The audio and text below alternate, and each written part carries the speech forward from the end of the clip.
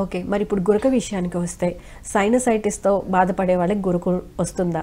అసలు గురక ఎందుకు వస్తుంది జనరల్గా? రైట్, అది కూడా ఒక రకంగా అసోసియేటెడ్ థింగ్స్ అని చెప్పుకోవచ్చు. సహజంగా జలుబు చేస్తున్నప్పుడు ఏమవుతుంది అంటే మనకి నేసల్ నేర్స్ ముఖ ద్వారాలన్నీ కూడా ఏంటంటే మూసుకుపోతాయి, లేదంటే అక్కడ ఎడినాయిడ్స్ టర్బినాయిడ్స్ ఏమైనా ఉన్నా కూడా అవి గ్రో అయ్యే అడ్డుపడేదానికి అవకాశం ఉంటుంది. కాబట్టి మనం శ్వాస సరిగ్గా తీసుకోలేం. సహజంగా ఏంటంటే శ్వాస తీసుకునేటప్పుడు గొంతులో ఉండేటువంటి స్వరపేటికి దగ్గర కాస్త చుట్టుపక్కల ఉండే మజిల్స్ అన్ని కూడా వైబ్రేట్ అవుతాయి. సో ఎప్పుడైతే ఈ శ్వాసకోశ సంబంధిత సమస్యలు ఉన్నా, లేదంటే మనకి గొంతు దగ్గర నుంచి ముక్కు వరకు ఉండేటువంటి ఆకృతులు ఏమన్నా మార్పులు ఉన్నా, శ్వాస సరిగ్గా లోపలికి వెళ్ళదు, లేదా శ్వాస సరిగ్గా బయటికి రాదు. అలాంటి సందర్భాల్లో ఆ వైబ్రేషన్ సౌండ్స్ అనేవి గురక రూపంలో బయటకు వస్తాయి. వాస్తవానికి గురక అనేది డేంజర్ కాదు, పక్కన వాళ్ళకి ఇబ్బంది ఉంటుంది. కానీ గురక కారణం చేత స్లీప్ ఆప్నియా వచ్చేదానికి అవకాశం ఉంది.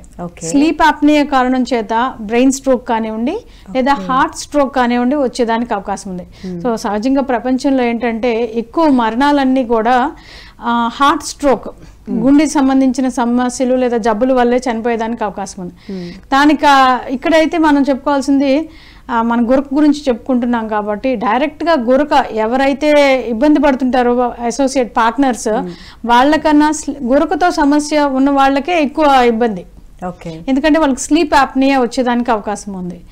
దానివల్ల మళ్ళీ బ్లడ్ ప్రెషర్ పెరగచ్చు, లేదా డయాబెటీస్ రావచ్చు, లేదా నిద్రలో వాళ్ళకి ఈ గురక వచ్చినప్పుడు ఏంటంటే రక్త ప్రసరణ అనేది బ్రెయిన్కి సరిగ్గా వెళ్ళకపోవడం కారణంగా బ్రెయిన్ స్ట్రోక్ రావచ్చు, లేదా వేరే వేరే కారణాలతో స్లీప్ ఆప్నియా రిలేటెడ్ కండిషన్స్ అన్ని కాంప్లికేషన్స్ వచ్చేదానికి అవకాశం ఉంటుంది. సో అందుకని గురక వినటానికి తేలిగ్గా ఉన్నప్పటికీ కూడా కాస్త కాంప్లికేటెడ్ కండిషన్ అని చెప్పుకోవచ్చు. ఓకే.